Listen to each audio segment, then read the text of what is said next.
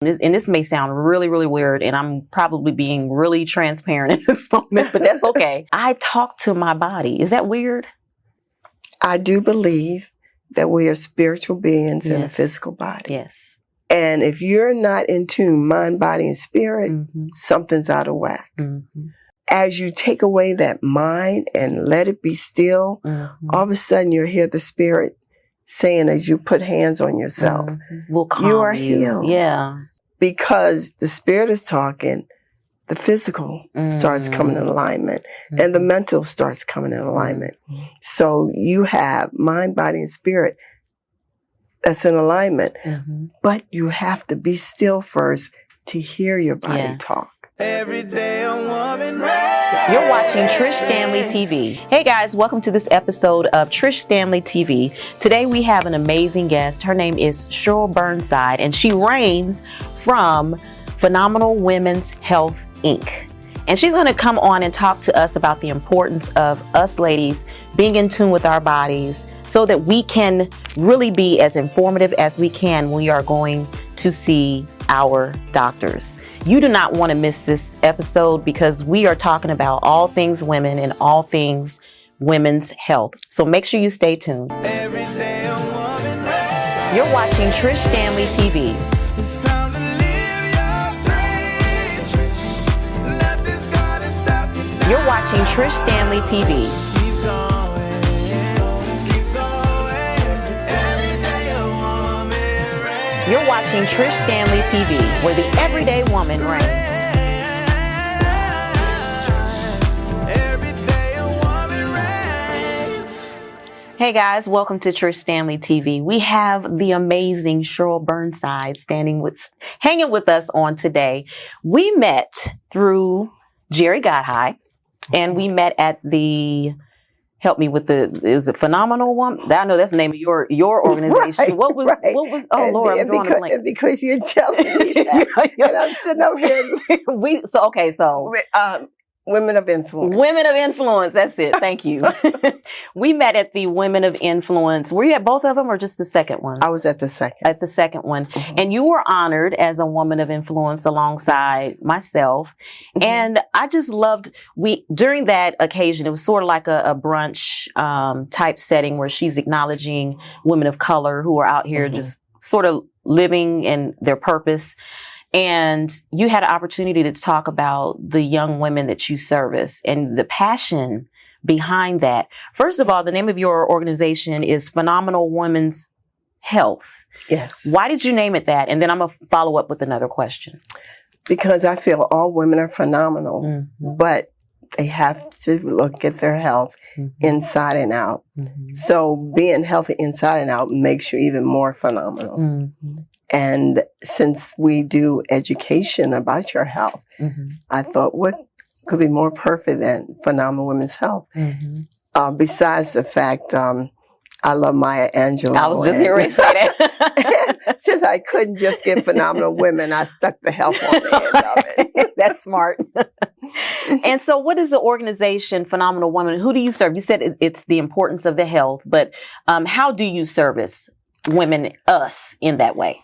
Well, basically what we do, we educate women, and we have supported some, especially giving them resources if they need free mammograms or anything like that. Through our resources, we will refer them there. Okay. And we do have several programs, like a girls program. We treat or we work with at-risk youth or girls, and also our younger girls, our babies, 11 to 15. And we just teach them about themselves, like etiquette and body image and anything to increase their self-esteem and body image. That's what we do. We're going to circle back because I'm going to go in there real deep with you. I really believe the importance of pouring back into our young girls.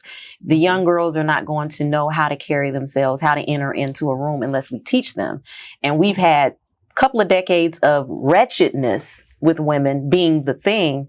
And we have to realize, because wretchedness was the thing during that decade, we have a decade of girls who don't know how to carry themselves. So I think etiquette is very important. But we're going to come back there. You are a physical trainer. Physical therapist. Physical therapist. Yes. My mind went to the gym. But you're a physical therapist. What led you to that particular area of field? Well, when I was in high school, we went on this field trip, and I noticed this little Afro-American boy strapped to a chair. I got offended. And I was wondering, why do they have him tied to a chair? And they told me he had cerebral palsy and that they're trying to work on his balance.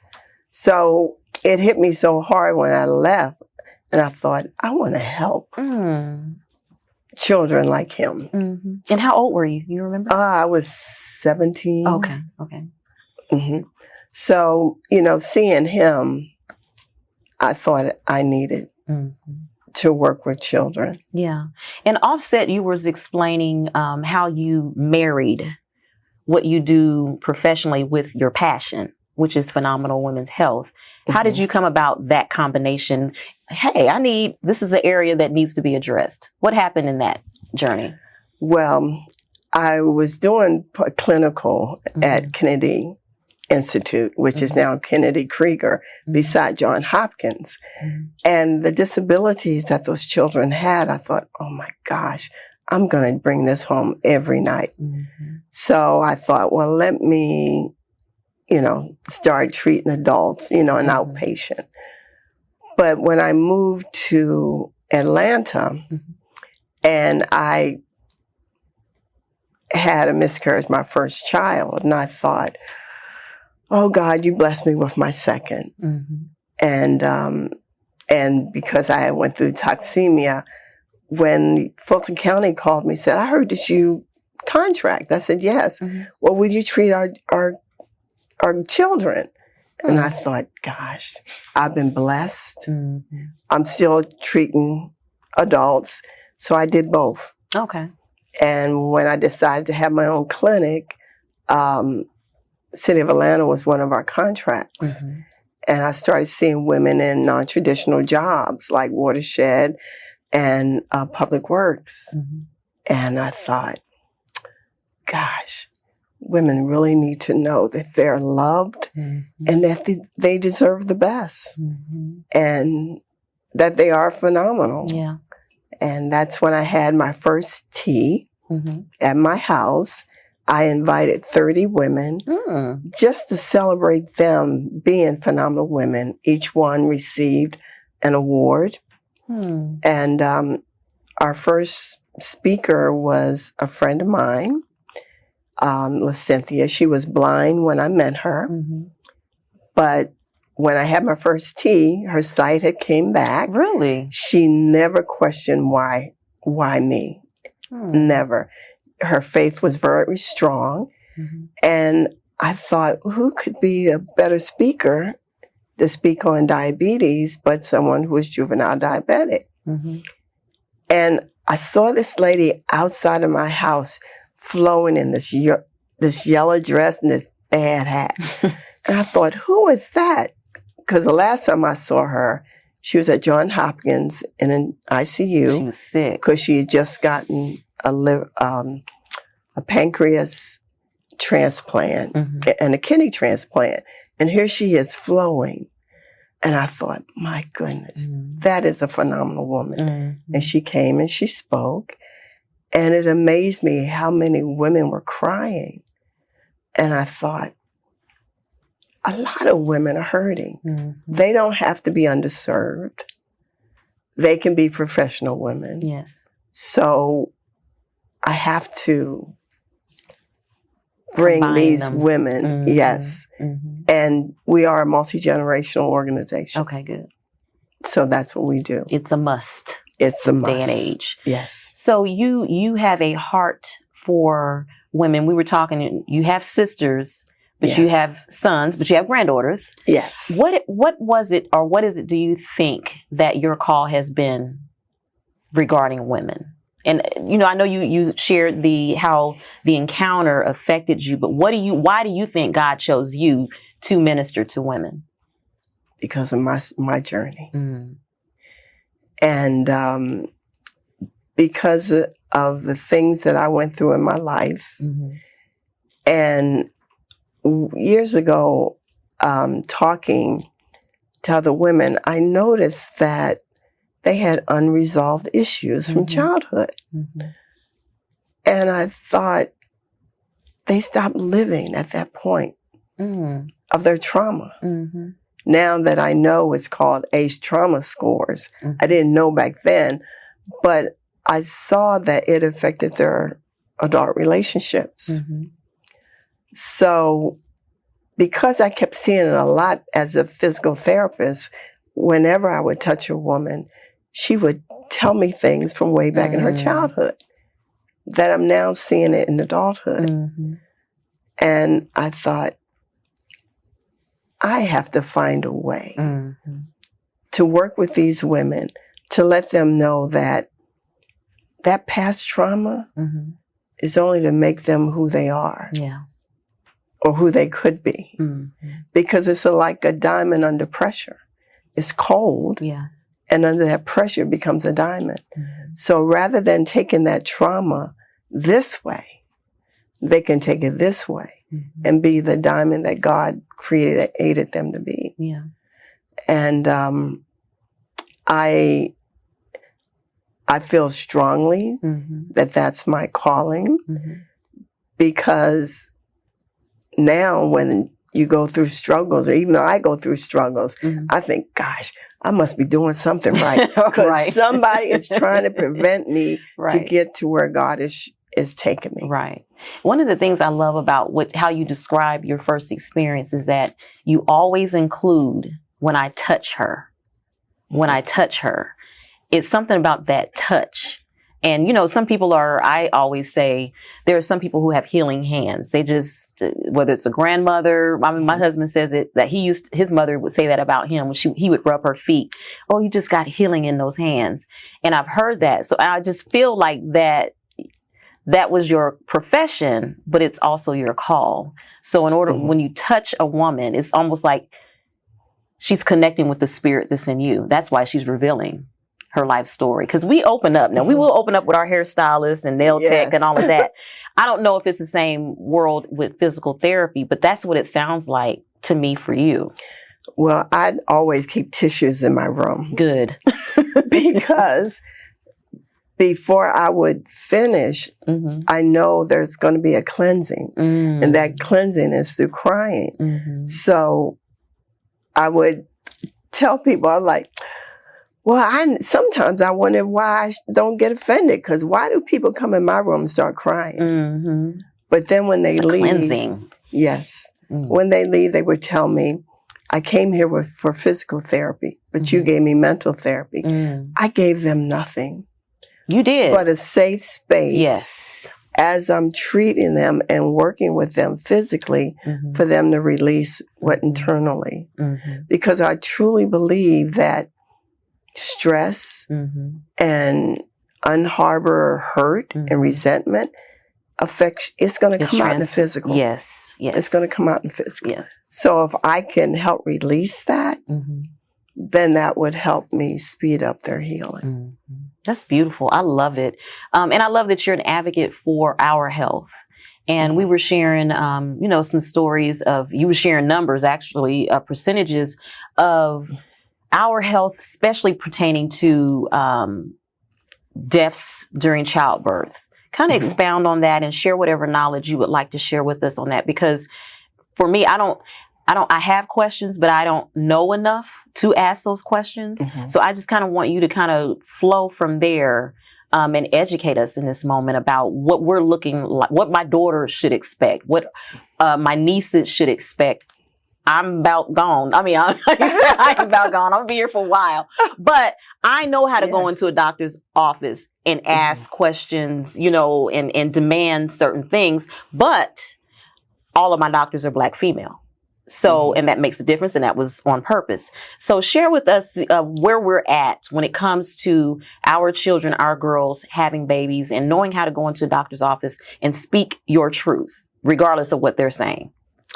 Well, a lot of people, not just women, think what is told them is gospel. So if the doctor tells them something, it has to be right.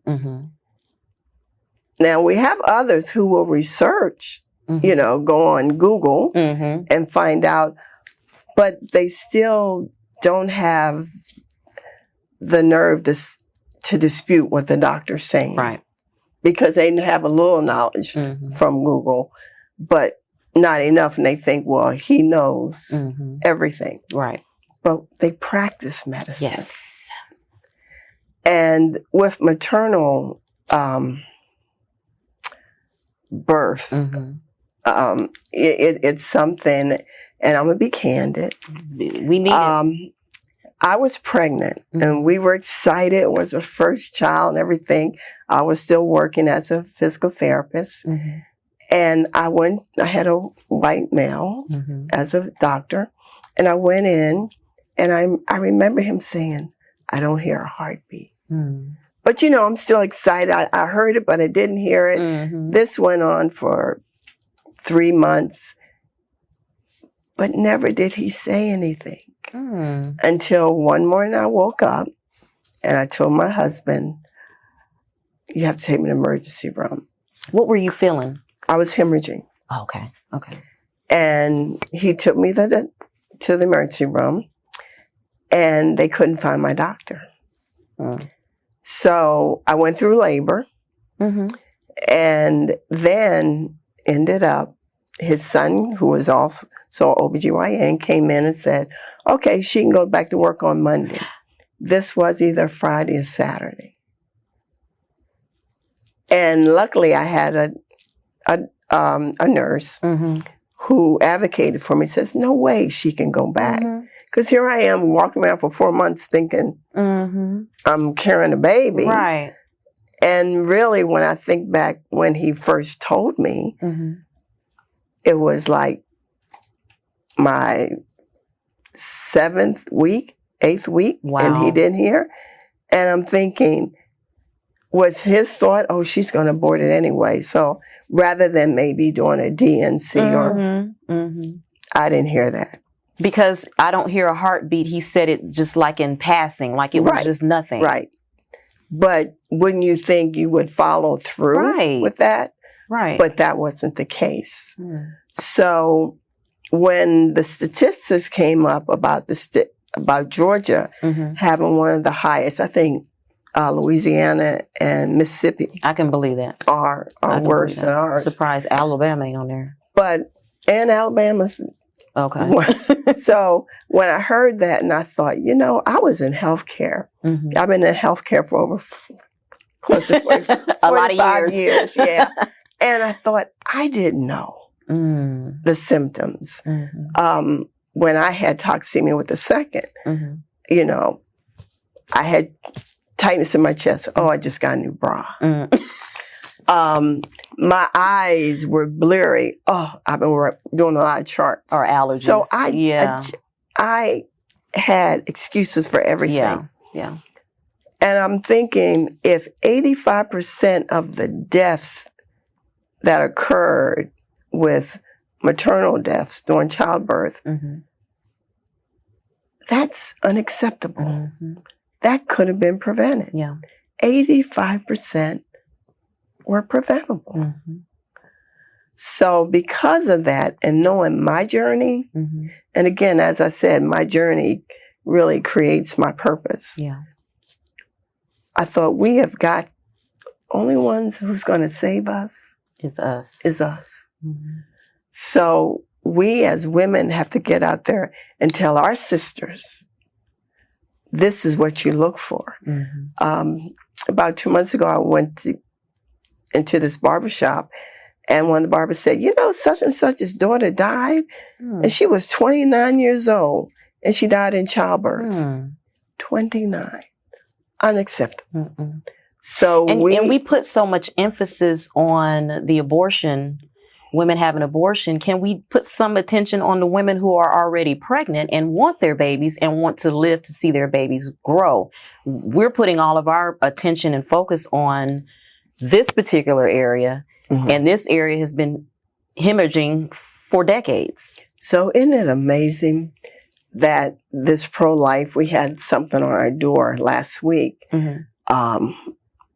they're so pro-life. Mm-hmm. And I thought, if you are so pro-life, Mm-hmm. why are 85% of Come the on. deaths? Come on. We're not talking about abortions, Mm-hmm. who Caucasians have the highest incidence Yes, they do. of abortion. Mm-hmm.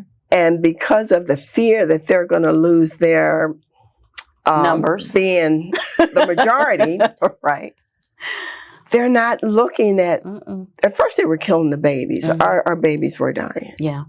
Well, again, let's go to that Yeah. mother. Yeah. And that's where it comes in. If you save a woman or a girl, Mhm. you save generations to come. And you just made me think about, we did a show. I am actually one who had fibroids. And so I had a hysterectomy after my daughter was born. Mm-hmm. We had a doctor on who specializes in hysterectomies. And this is not a death to a child or even to the mother in most cases, but it is a death to the womb. So you can't Mhm. have children anymore. The first thing that they wanted to, because we're talking about women's health, so this is part of our Right. health, and the first thing that they want to go to when they find fibroids and cysts and all that is, hysterectomy. And then now we're finding out there are alternative ways where you don't have to give up your uterus for the sake of a fibroid. We already know fibroids Right. run mad in our women of color. So these are just, to me, these are just different ways where the quote unquote system has failed us Black women in this country. First is with the birth, we're the highest for deaths during birth. We're the highest for fibroids. We really dominate that particular area. Right. So you're saying we have to advocate for ourselves in education, in all areas of health. So how do we do that? Do we come to your organizations? How do we, if we don't have those personal people in our lives, where do we go? Because you said you were in the medical field for years Yes. and you didn't know. So what do we do? What's the answer to that? Well, during COVID, Mm-hmm. Our training is virtual. Okay. We had 9 states Mm. represented on our calls. Mhm. That's because sister told her sister, Mhm. who told her cousin, who told her mom. Mhm. So it was by word of mouth Mhm. that we end up having 9 states on the call. Mhm. We have got to inform our sisters, Yeah. cousin, sister, whoever, Mhm. about these things. But not only that, also the husbands. Oh, yes. Yes. Because, They're going to be your mouthpiece. yes, Yeah. because if you inform them of programs like ours Mm-hmm. that is on Zoom, Mm-hmm. that they could be in their own living room and watching this and educating themselves. Mm-hmm. Internet has made so many things, has been a plus, Yes. for us to reach other women. Mhm. But when I think about South Georgia, where there's not the availability that they may have in a city, Mm-hmm. but they do carry that phone Yeah. Yeah. and it is connected to the internet. Mm-hmm. So just by passing the word, looking for different situations on Facebook or Instagram where you can learn more about your health. Mhm. Yeah. Ignorance is not an excuse right now. Not anymore. No. It really isn't. And I asked you what symptoms you were feeling because sometimes we will discount certain things, but we have to be in tune. And this may sound really, really weird, and I'm probably being really transparent in this moment, but that's okay. Mhm. I just had to cut my locks after 18 years because I was dealing with hair loss. Mhm. And so I'm like, what is going on? I've had long, thick, coarse hair my whole entire life. And so I'm like, what is going on? What's going on? So I ended up having to go to the doctor. And actually we'll be doing a scalp scan just to make sure everything's okay. Hair is now coming back. Mhm. But I talk to my body. Is that weird? So like when they're telling me, you apply this oil and massage your scalp. And as I'm applying the oil and I'm massaging my scalp, I'm talking to my hair follicles. Come on, you got this. You're healed. The swelling, take the swelling away. I'm talking to my body. I think that if we did that as women, our body will speak back to us. And so we don't confuse, because you Google hair loss, oh girl, you got stage 4 cancer. You know what I mean? And that may not be the case. It may be other things going on, because I believe also my situation is coupled with hormones. Mm-hmm. But our moms didn't talk to us about a lot of things. Like, I don't know what to expect for, what is it? What do you call it? The hot flashes. I don't know what to expect for that, because my mother didn't have that conversation with me. And what you're saying is what we as women need to do is sit down and have these type conversations so that we can get in tune with our bodies, even if it's something as simple as talking to your body. I get migraines. Come on, blood vessels. I need you to open up. I need you to flow. I'm praying as well, but I'm also speaking to my body. What is your take on that? Because some women are so disconnected from their bodies. When their body is telling you, you already had this baby, but you're saying, no, the doctor said it's going to be another week. At what point are you confident in saying, I'm going to listen to my body and not that doctor?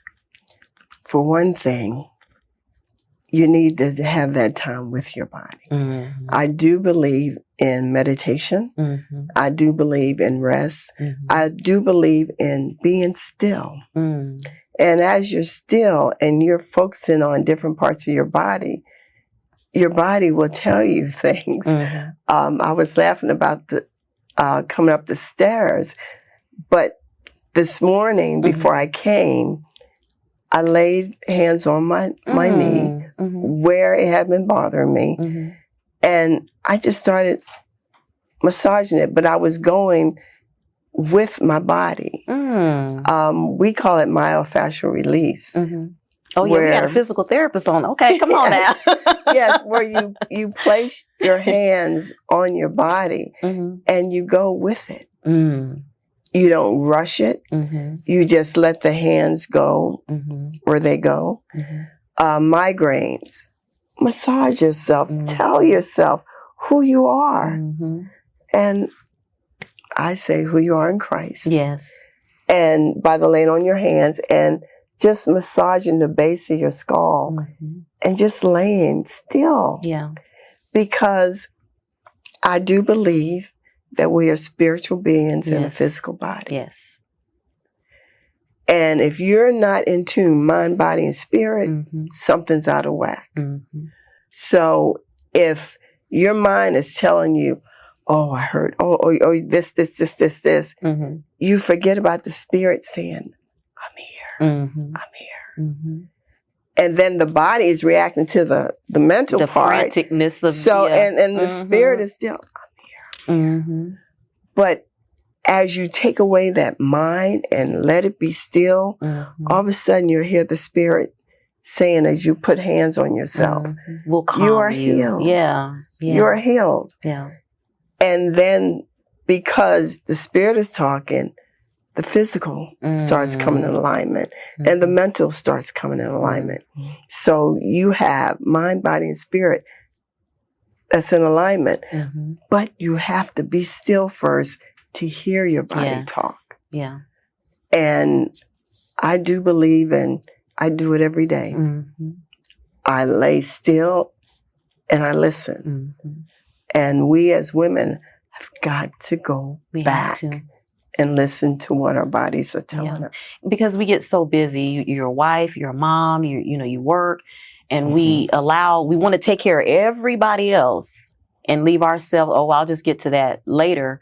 And I'm so glad that this is changing, but we have to take out that time to decompress, to, I like sometimes just sitting and laying and thinking about nothing when my mind, because my mind works really, really fast. Ideas, because I've always prayed and asked God to send me ideas, and He floods me, with ideas. But now I'm at a point where I'm like, okay, I have to sit in this space and not think about anything. I used to get on a treadmill and do that, but it's harder on the treadmill because now I'm thinking about, okay, what I got to do next week. So now I have to purposely lay in my bed, no TV on, no other type of stimulation, and just sit there thoughtless, literally thoughtless. And that's hard to do. It's very hard to do. It's hard to do. Very hard to do. And I think with practice, it becomes easier. Yeah. But first you have to not think about what's happening tomorrow. I used to get home from work and I used to tell my sons, you have an hour to kind of come down and decompress from school. I'll have an hour. If I want to walk around my room naked, don't you go through my door. This is my hour. Yes. Because we don't decompress when we come home. We come home from work, I got to cook dinner, I got to da-da-da. You never cut it off. And especially in Atlanta with the traffic, you never cut it off. So if we start learning to decompress when we first get home, that would help a lot. Just in the silence, you can become one with you, and I think that's so important. And I think that's the piece that we miss as women because we already know how do we communicate or how do we know what our body is telling us is the truth. We already kind of struggle with that, but this is a way that you can become in tune with your body and listen. Yes. And that gut feeling. Yes. Don't ignore it. Yes. Yes. Don't ignore it. Yeah. It's within you trying to tell you something. And then you say later, oh, I knew I shouldn't have did it. Well, if you had been still, you would have heard. Right. Yeah. You would have heard. So what else do you have going on? I know you have some events coming up mid-year in the next couple of months, but share what you have coming up and how we can be a support to you.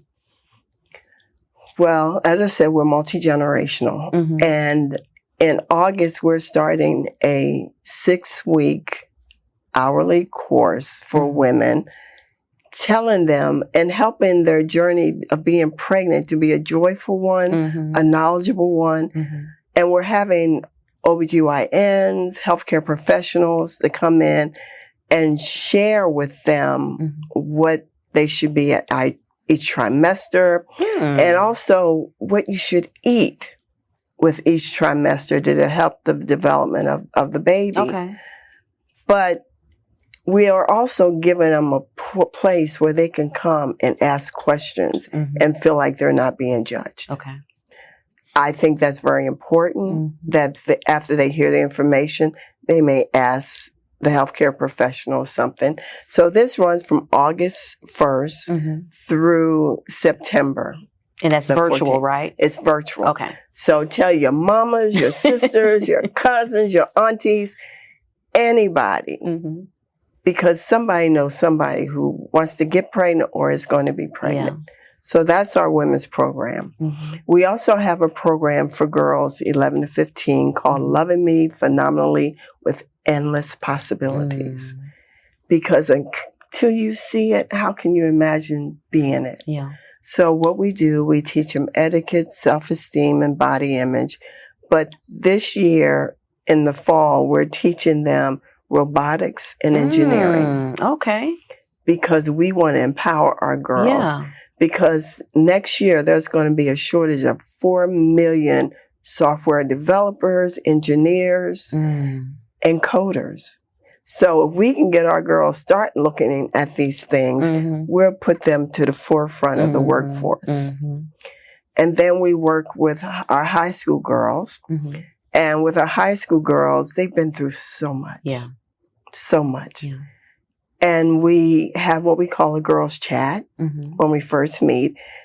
And we bring them down. Because if something happens, you mean this break? morning, You break them down? No, we don't break. Okay, We don't that's break. not a good term. What we do, we allow them to voice what has happened to them so that they can finally calm down enough that then we can teach them. Okay.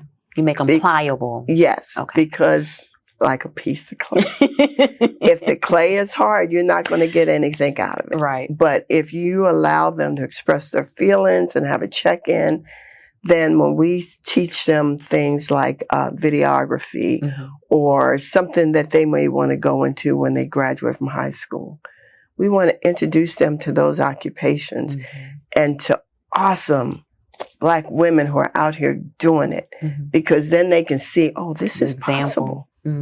This is possible. She looks like me. I can do this. Yeah.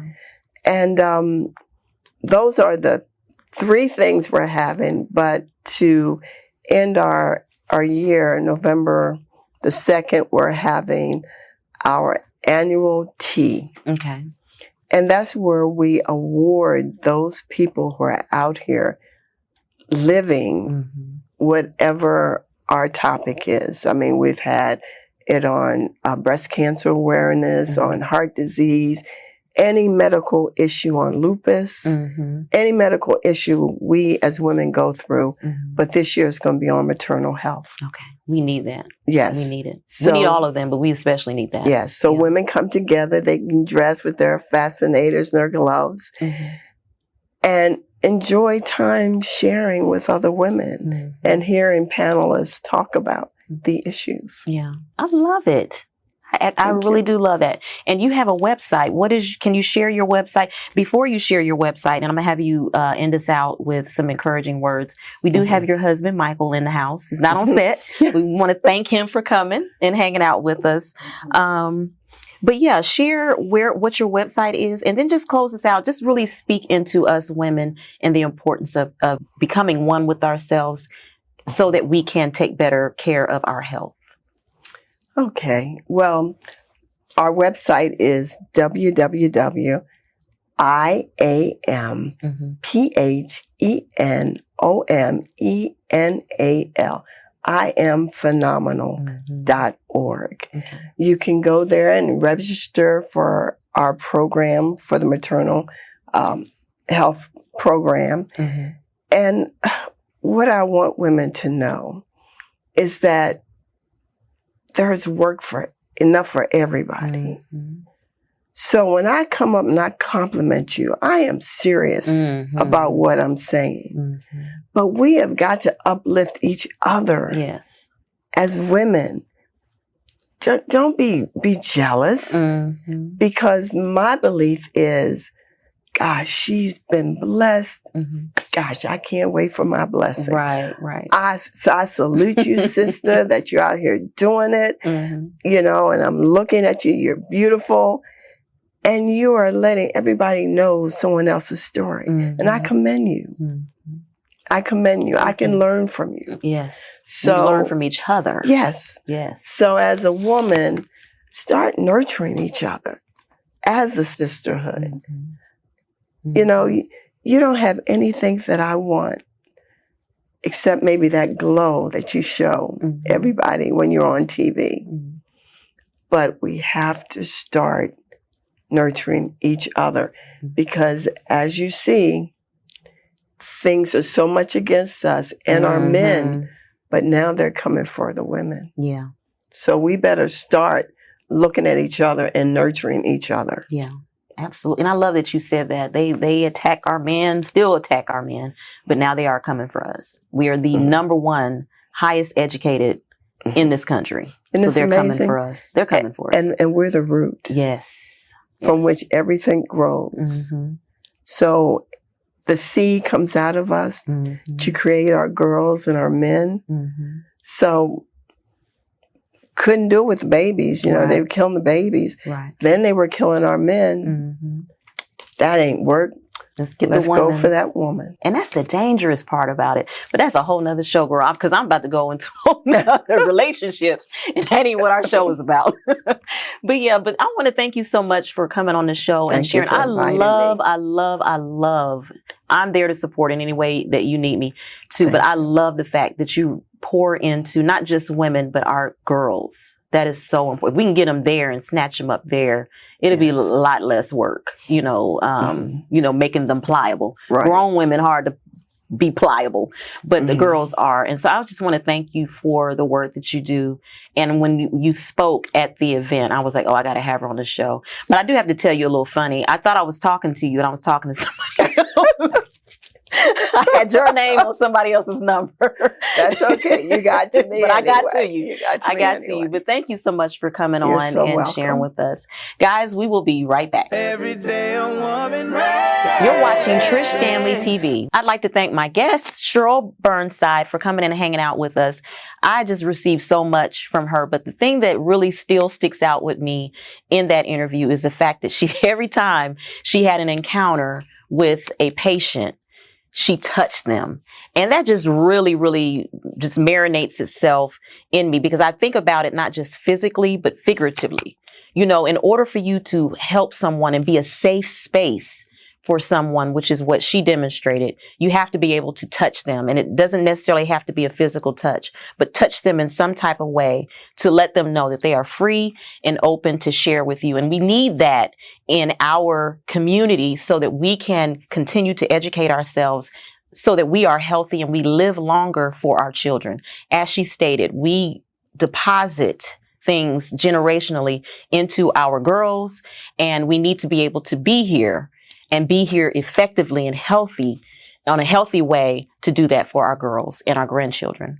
I thank you guys. I love you so much for coming in and hanging out with me. And please, please go check out her organization, volunteer, purchase a ticket for someone, jump on those calls, and learn as much as you can about yourself, because we want you to be here as long as God has blessed you to be here in a healthy way. As I always send you off, I'm sending you off with love isn't love unless you give it away. But first, give some love to yourself and take care of your health. Thank you guys for tuning in. I see you on the next show.